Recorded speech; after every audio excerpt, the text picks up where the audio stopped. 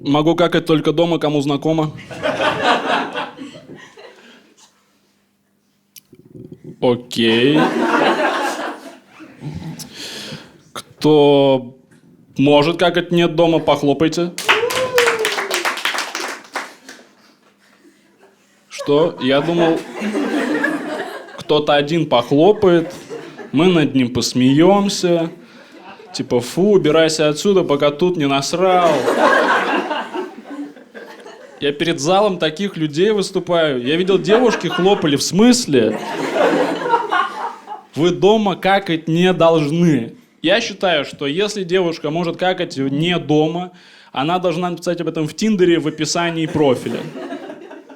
Хотя бы намекните. Напишите, типа, люблю путешествовать. Вообще, это распространенная проблема. Похлопайте, кто за 11 лет ни разу не какал в школе.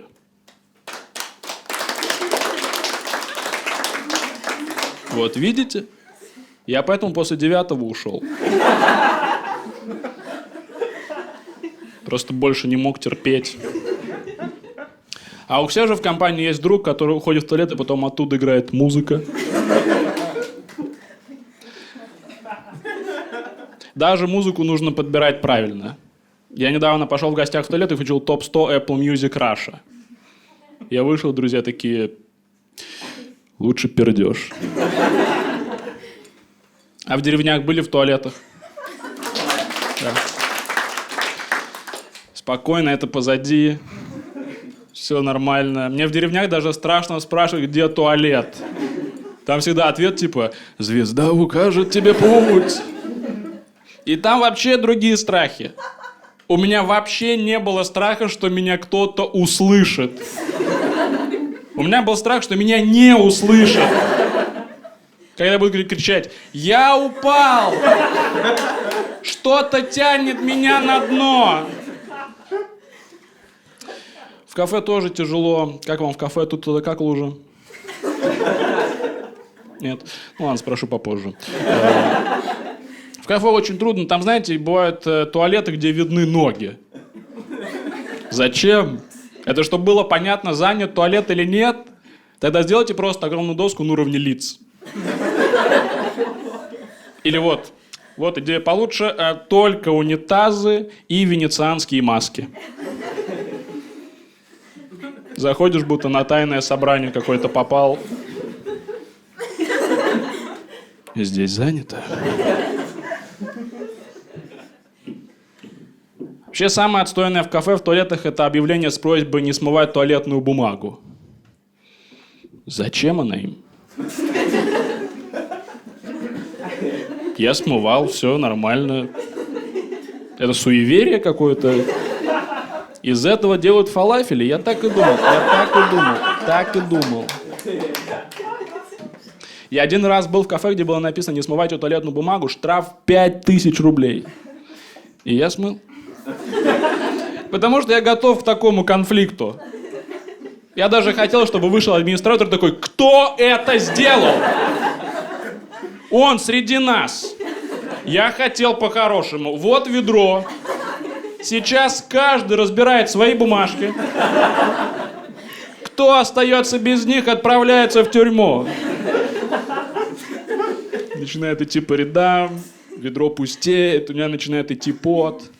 И какой-то дед, прожженный жизнью, такой: «Слушай, мне сюда, сопляк. Я свое уже отжил. Возьмешь мои бумажки, это приказ».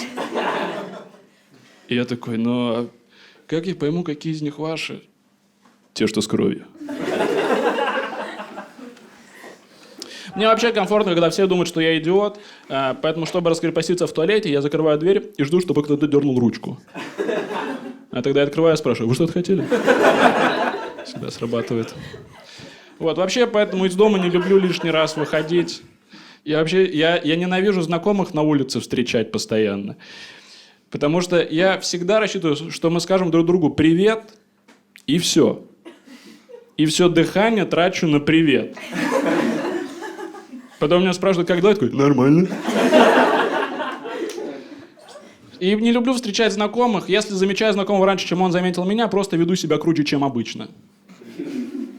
создаю о себе слухи, потому что мои друзья видели меня где-то в супермаркете и такие: это Кирилл? Почему он отжимается на кулаках? Отжимаюсь на кулаках в супермаркете. Я вообще такие штуки делаю, чтобы друзья обсуждали это потом. Типа, да, я недавно видел Кирилла, он просто с голым торсом в парке стоял, бил себя кулаками в грудь и кричал в небо: «Господь, сразись со мной 1 на 1». Нифига, Кирилл крутой. Я недавно видел, как он бабушку на руках через дорогу переносил. А потом она пошла обратно. И, оказывается, не надо было в ту сторону идти. Вот, и вообще в метро много такого, где я не знаю, как правильно поступить, а потом чувствую себя виноватым. Я вот, например, не помогаю женщинам поднимать коляски по лестнице. Кто считает, что я мудак? Вы мне нравитесь. Потому что на кону жизнь ребенка. Я вообще не так сильно боюсь показаться мудаком, как убить чужого ребенка. Когда-нибудь думали, что делать, если уронил? Нельзя же просто...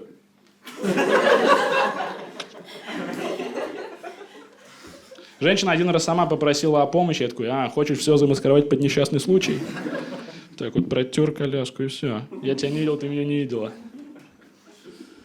Еще постоянно беру у промоутеров бумажки, потому что мне жалко их. И все. Вы понимаете, что никто не берет это ради информации? Это целая индустрия, которая держится только на нашей жалости. Их уже по такому принципу на работу набирают. Они приходят на собеседование, их поливают из лейки, чтобы посмотреть, как они под дождем выглядят. Так, вы вообще в курсе, что вот ваши телефоны слушают, что вы говорите, и потом показывают вам рекламу того, о чем вы говорили? И в это же время, в этом же мире есть люди, которые стоят у аптеки и раздают вот так флаеры аптеки.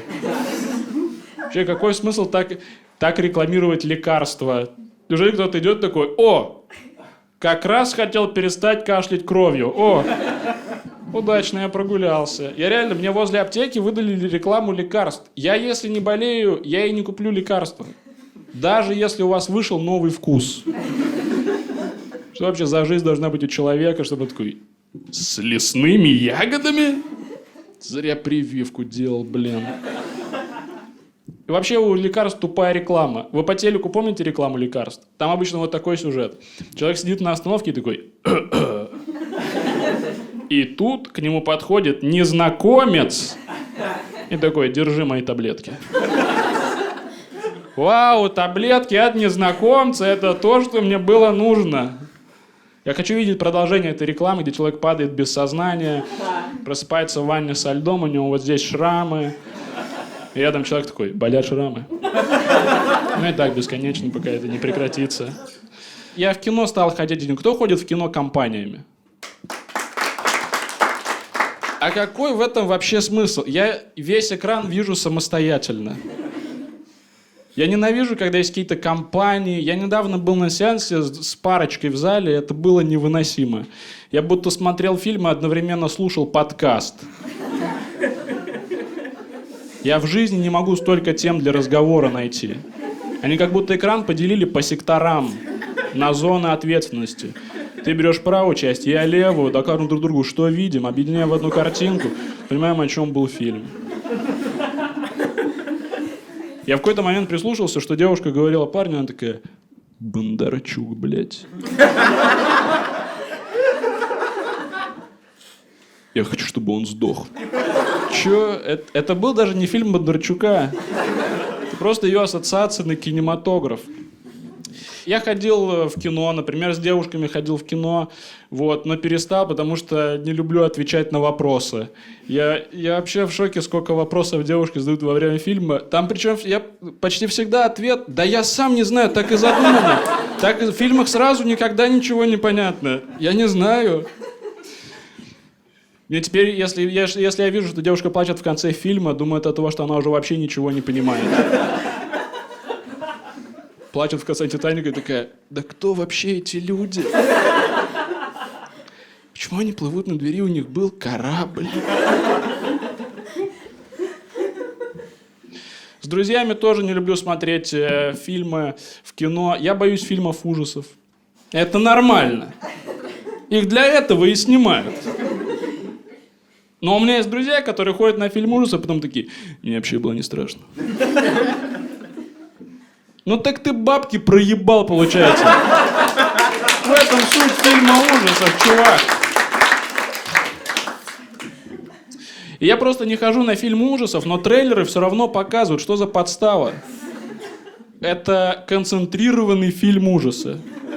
4 скримера за минуту. Вы натыкались на такой? Кто-то сталкивался с таким? Да? Супер, супер. Супер.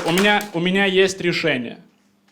В следующий раз, когда вам будут показывать трейлер фильма ужасов, не перед фильмом ужасов, все, что вам нужно сделать, это обильно обосраться прямо дерьмом, прямо в кресло.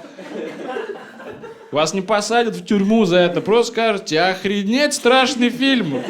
10 из 10 ставлю. Что там в полнометражной версии тогда будет? Вот, еще не люблю смотреть кино с друзьями, потому что... У вас есть фанаты-друзья бэдкомедиана? Главный душнилы в любой компании. Это просто невыносимо с ними смотреть фильмы. Господи, это начинается: в чем мотивация персонажа? Заткнись, просто заткнись.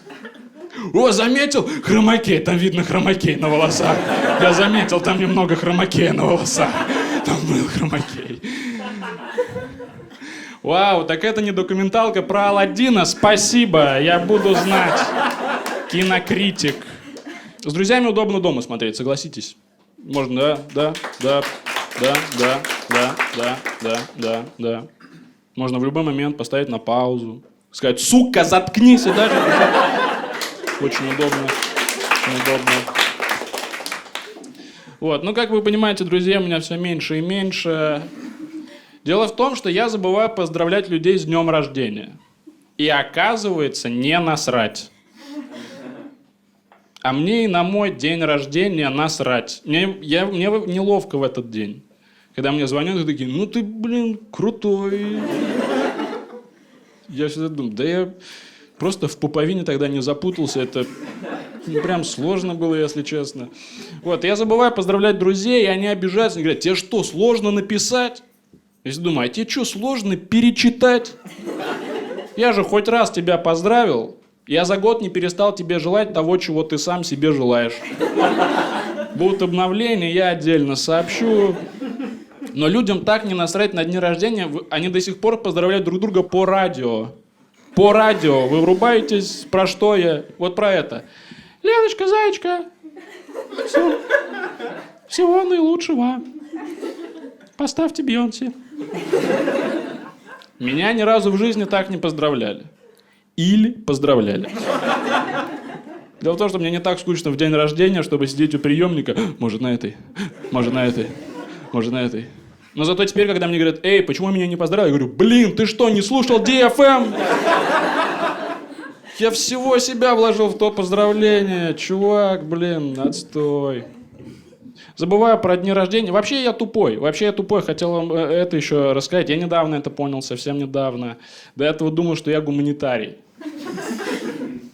Это заблуждение множества тупых людей, потому что люди думают: я не разбираюсь в математике, я гуманитарий. Нет, ты тупой, возможно. Есть третий вариант, что ты вообще ни в чем не разбираешься. Вот я думал, я гуманитарий, но это слово даже правильно написать не могу. Я даже скорее технарь, потому что мне 11 проще цифрами написать, чем буквами. Как это вообще пишется? 11. Я учился на журналиста, вот. В общем, сидел на паре, 2 парня сзади меня пердели. И смеялись над этим. И, к слову, считали себя гуманитариями, вот. И я ушел не в этот момент. Нельзя сказать, что они выкурили меня из универа. Или хотел им эту власть дать, понимаете? Я бы ушел, им бы сказали, что я ушел, и они такие: сработало. И все, к 5 курсу только 2 этих парня и остались бы. Ну и девочка, которая с 1 курса спиды нюхала. Ну, сами понимаете, у нее слизистой нету. Ей пердешь, что слону дробина, правильно? В общем, эти парни пердят, смеются, и к ним поворачивается одногруппница и говорит: вот вы такие взрослые, но такие тупые. А мой папа в вашем возрасте уже в первый раз стал отцом.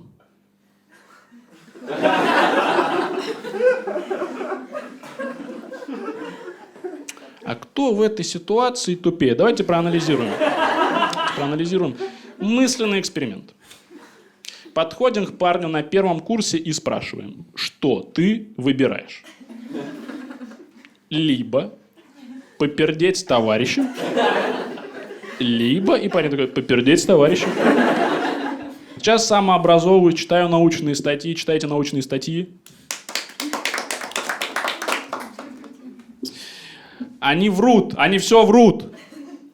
Ладно, видимо, придется прибегнуть к аргументам. Я раньше читал научную статью и верил просто, если там написано, согласно исследованию университета, и на английском написано.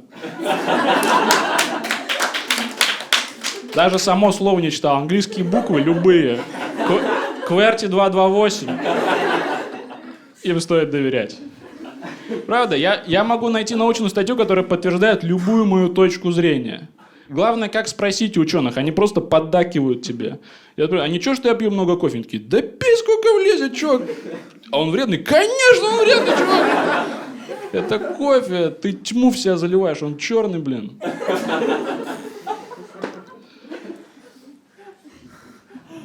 Вы слышали, что недавно один ученый открыл 9-ю планету? Да, спасибо. А вы знали почему? Потому что до этого другой ученый закрыл 9-ю планету. Они просто раз в несколько лет такие, 8, нет 9, 8, нет 9, 8, нет 9. Я ни одной не видел. До меня это вообще никак не влияет, ни разу я не было такого. Так Плутон не планета. Ты смотри, только жизнь начала налаживаться, и все как обычно у нас в стране. Плутон не планета. В этом плане, по-моему, религия надежнее. Они вообще не переобуваются раз в несколько лет. Ни разу не уходил Папа Римский такой. Мы провели исследование, прелюбодействуйте. Мы взяли крыс, заставили их прелюбодействовать. Я вот недавно читал про эксперимент ученых. Послушайте, очень интересный. Значит, ученые взяли 2 группы голубей. Спокойно. И поместили их в клетки. Одинаковые клетки. В этих клетках была только кнопка и кормушка. Отличались они тем, что у первой группы голубей зерна падали в кормушку после каждого нажатия кнопки. У второй группы голубей зерна падали рандомно, независимо от нажатия. И эксперимент показал, что у второй группы голубей появился азарт. То есть все свободное время они тратили на то, чтобы нажимать эту кнопку. В то время как первая группа голубей нажимали ее только когда хотели поесть. И нахуя мне эта информация? Какой вообще в этом смысл, ученые? Ради чего это все? Окей, не буду играть с голубями в карты. Спасибо за эксперимент. Во имя науки. И ученым в комментариях написали все равно, лучше бы придумали лекарство от рака. Люди думают, что они приходят на работу и такие, ну что, может, закончим лекарство от рака? Чувак, я поймал 5 улиток. В какой момент я усомнился в ученых? Когда обратил внимание, как много они проводят исследований о положительных свойствах марихуаны. Я не знаю о ней ничего плохого. Потому что ученые постоянно такие, да она нормальная. Ученые нашли в марихуане одно негативное свойство. Знаете, какое? Она плохо влияет на память. Это одно негативное свойство, которое они нашли. Или одно, которое они вспомнили. Их спросили, что там плохое, они такие, надо было записывать. Ученые сказали, что марихуана лечит рак. Что? Как мы это вообще... Это же то, что в последнюю минуту перед отчетом придумывается. К ним просто пришли и сказали, вы ученые, придумайте лекарство от рака. И они такие, вот лучшее лекарство. Смотри. Вообще нет рака. Вообще, наверное, ученые хотели найти положительные свойства во всех наркотиках, но только травокуры выжили. Были ученые, которые, может, героин лечит рак? Упс. А у кого есть друзья, которые употребляли ЛСД? У меня друзья недавно попробовали ЛСД, и теперь они говорят, что их сознание расширилось. Но это единственное, о чем они теперь говорят. У них уже закончилось описание ширины их сознания. Они уже просто такие, бля, вот такое.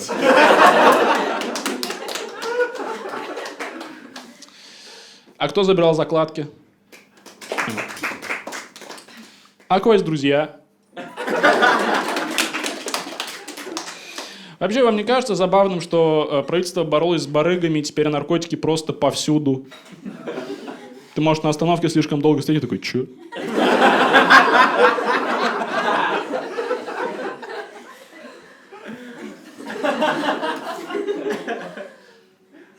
И знаете, что бывает так, что ты берешь закладку, ее не получается забрать? Я слышал. И они остаются там навсегда. Что за капсулы времени мы оставляем? Вы вообще понимаете, сколько их будет через 100 лет? Наши с вами дети захотят наркотики, вот так по стене постучат, просто посыпятся оттуда. Ради будущего наших детей. Собирайте закладки.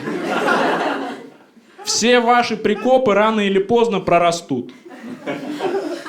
Я не хочу, чтобы мои дети лазили по мефедроновым деревьям. Но вообще наркотики – это ужасно.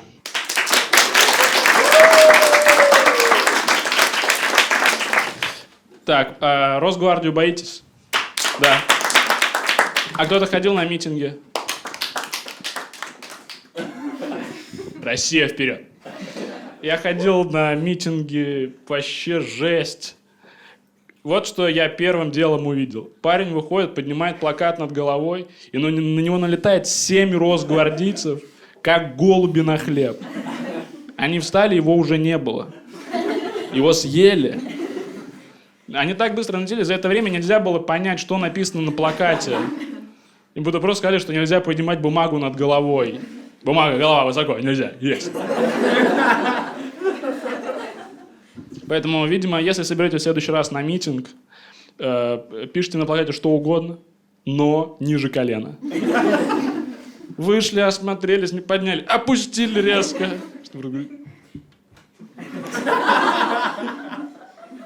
А куда делся плакат? Если что, если это запретят, есть еще один метод. Запоминайте, в общем, пишите на плакате что угодно, но с вопросительным знаком в конце. Ну, типа, одно дело говорить «Путин вор!» Если он другой «Путин вор?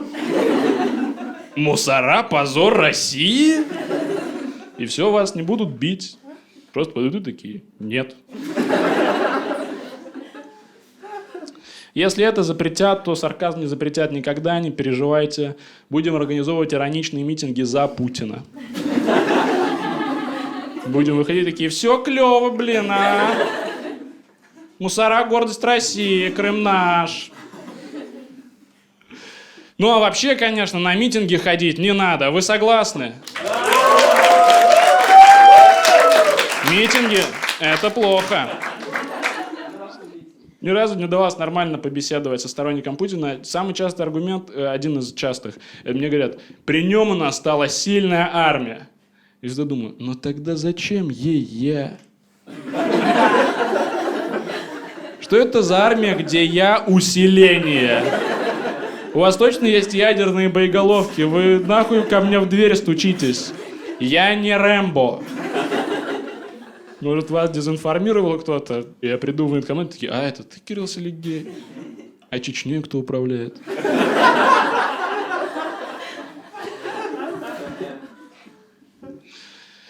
Вот, но вообще я понимаю, почему Путин до сих пор президент, потому что за него голосуют наши родители, а их всегда в 2 раза больше.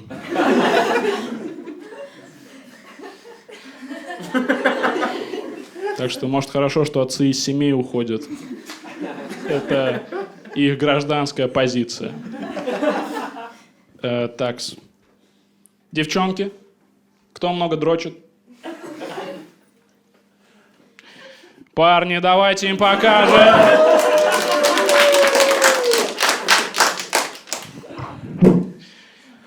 Статистика, как всегда, на нашей стороне. Не удивлен. Я недавно общался с подругой, она сказала, что девушкам намного сложнее это делать. Она сказала, что стала больше мастурбировать после того, как прочитала несколько статей о том, как это правильно делать. И я такой... Этих статей несколько. У нас все вообще интуитивно понятно. У меня даже не было мысли загуглить. А правильно ли я все делаю? На 100% доволен результатом. Член user-friendly. Вагина — это Xiaomi. А член вот, его будто Стив Джобс придумал. Идеально в руку, все интуитивно понятно, удобный интерфейс. Вам нужна инструкция прямо. Сожми так, так, так. Правда, у вас все намного сложнее, потому что я прочитал одну статью о женской мастурбации и смог на нее подрочить. Было очень просто. Я еще когда читал, не понимал, это вообще статья о женской мастурбации или уроки театра теней. Там иллюстрации один в один были, типа сначала так, потом так.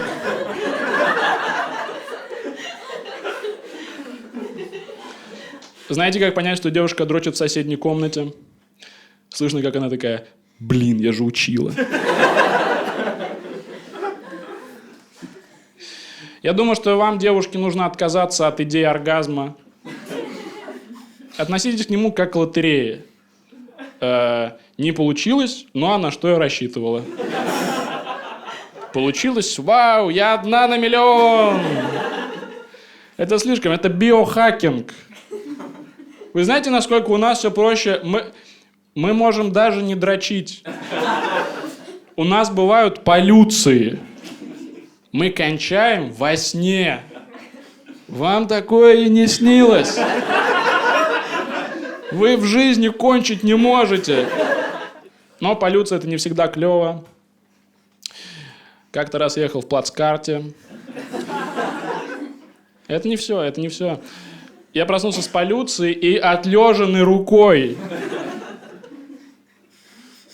Думал, что подумают люди.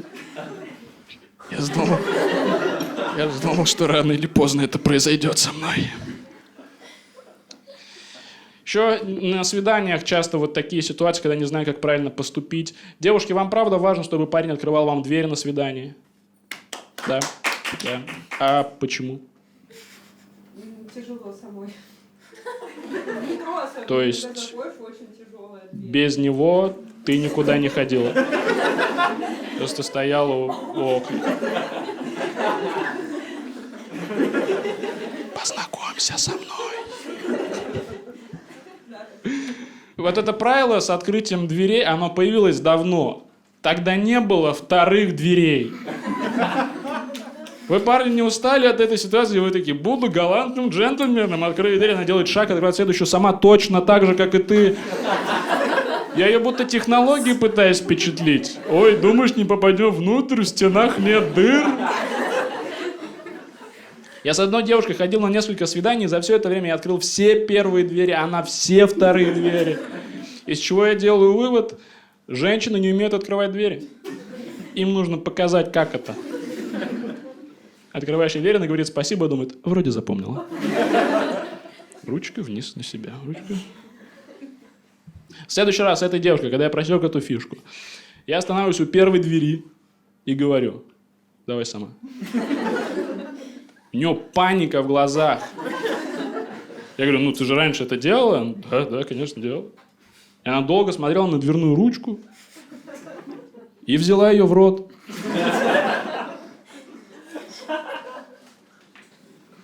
Что бы еще хотелось обсудить? Мне нет смысла врать.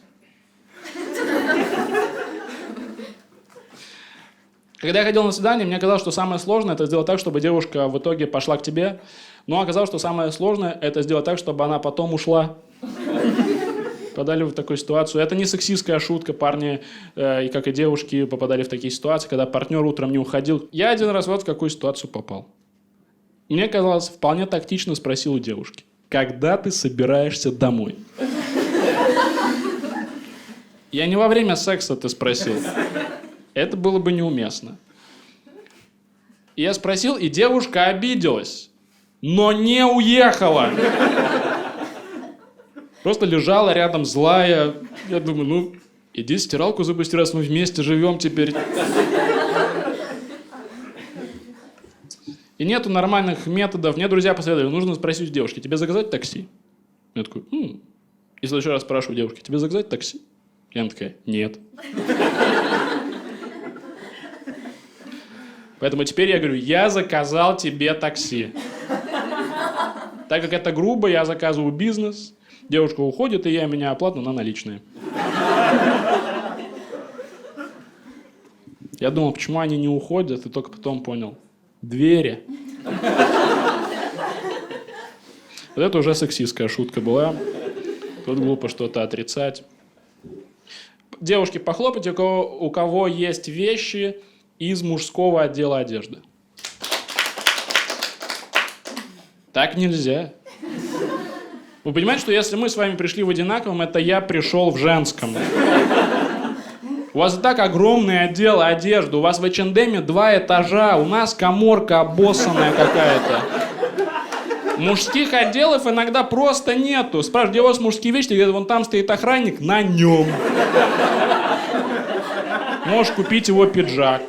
А нет, его уже купила женщина.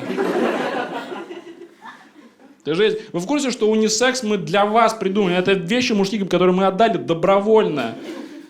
Для мужиков унисекс это только оправдание. Мы всегда такие, да это унисекс.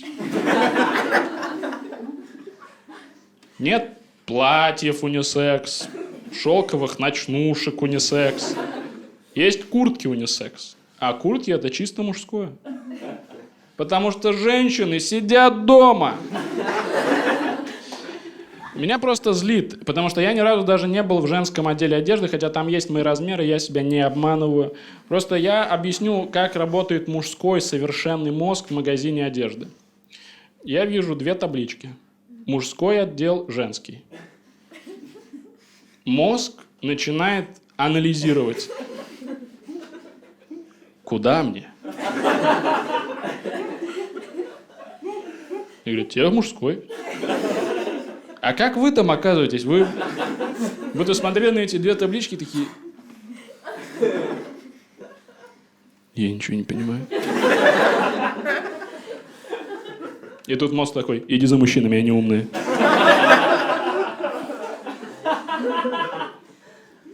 Меня злит, что вы отнимаете наши вещи, а мы ваши отнять не можем. По-моему, мы, парни, должны объединиться и отнять у женщин платье. Вы просто подумайте, это несправедливо. Юбки у них, а яйца у нас. Парни, вы только представьте. Будто весь день под одеялом. Я не готов начать. Моему примеру не последуют. Просто скажут, фу, лесбиянка. Но мы должны это сделать, потому что вы знаете, что если парень наденет платье, его отпиздят не женщины. Это бы я еще понял, типа, это наш гардероб, не смей, сука, к нему прикасаться. Да. Нет, парни из-за гомофобии избивают другого парня, за то, что-то отвоевывает нам немного гардероба. Вообще гомофобия меня одна уже вообще веселит. Меня бесят все. Меня бесят меня бесят гомофобы. Но и те, кто за меня, тоже бесит. Пока есть одни, будут другие. Потому что, вот смотрите, целуются 2 парня. Меня будет бесить чувак, который подходит к ним и такой, ну-ка прекратили. Ну-ка, убрали это от друг друга. Но меня точно так же будет бесить человек, который пойдет такой, я за. Продолжайте в том же духе. Я хочу транслировать позицию, да похуй. Вообще насрать. Но так, я недавно видел ролик на Ютубе, где у женщины на улице спросили, если ваша дочь станет лесбиянкой, она такая, я ее убью. Тебе настолько важно, чтобы в ней были именно хуи? Засыпает ночью и такая, о, надеюсь, моя дочь кто-то ебет сейчас. О, надеюсь, с ней 2, то и 3 хуя. Духовно православно. Слышали про скандал с радужным флагом на посольстве США был? В этом увидели пропаганду гомосексуализма, но почему-то люди никак не могут уяснить, что пропаганду гомосексуализма могут увидеть только те, на кого она работает.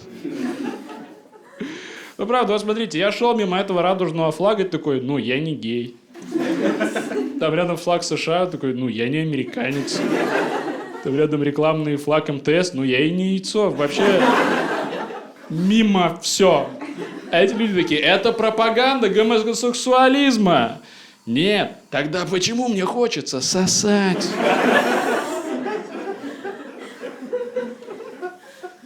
Почему меня так беспокоит вопрос гомофобии?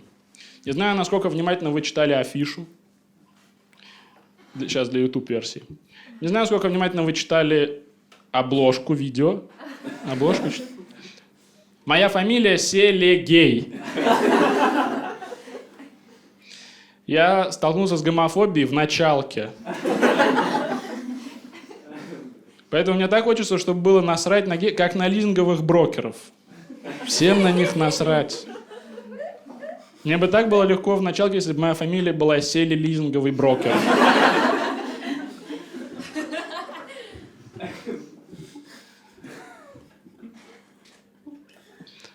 Я не из Москвы, как и вы. Вот. И я иногда с бабушкой созваниваюсь. Кто-то созванивается с бабушками. Да. Может, просто с пожилыми подругами. Ну, в общем, вы поймете, о чем я. Я с бабушкой созваниваюсь. Это довольно трудно, потому что она звонит первой и спрашивает, это я тебе звоню или ты мне? И ей всегда приятно, потому что я всегда говорю, что это я звоню. Но волнуюсь, что она потом кладет трубку и такая... Ну вот, воспитали пиздобола. Я пытался научить ее скайпу, но она никак не может понять, что веб-камера — это не глазок. Я видел малую часть бабушки.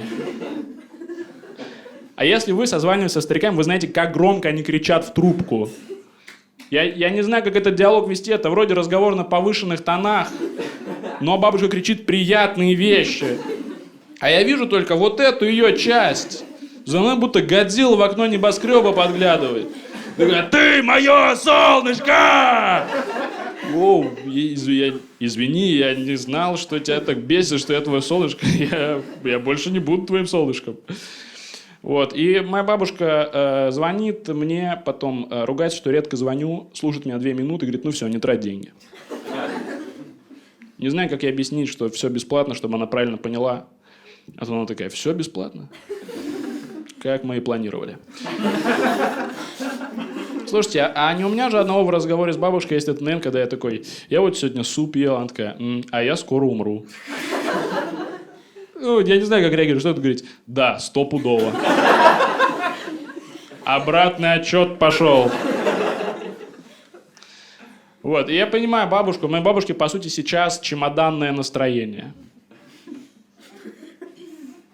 Ей больше нечего. У нее вообще интересная жизнь была. Последние 20 лет самое интересное — это мои рассказы о том, как я покушал. Вы бы на ее месте не задумались бы? Когда все это кончится? И тут звоню я. Такой, сегодня ел котлету с пюре.